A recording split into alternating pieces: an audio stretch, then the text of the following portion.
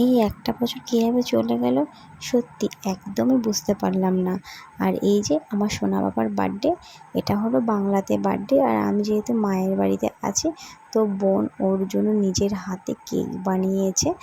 আর এই যে দেখো কেকটা, আর ওই যে একটু একটু বেলুন ফোলাচ্ছে, ও বলছে কয়েকটা বেলুন ফোলাই, তো ওই ফুলিয়ে নিয়েছে। এই যে আমার বাবাকে রেডি করে দিয়েছি, কারণ ও তো এমনিতে একটু দেরি করে ঘুমায়, তো আমি ভাবলাম যে একটা সেলিব্রেশন হয়ে যায়। বোন একদম এগলেস নিরামিষ কেক বানিয়েছে।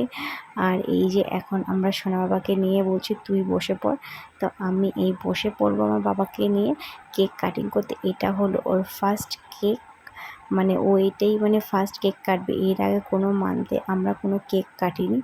তো এই দেখো, ও ছুরিটা ধরার জন্য একটু বেশি বায়না করছিল, কিন্তু ছুরিটা যেহেতু খুবই ধার তার জন্য আমি ওর হাতে দিচ্ছি না, কারণ আমি একটু চেপে ধরেছি। আর এবার আমার বাবা এই যে ফার্স্ট কেক খাবে, দেখো।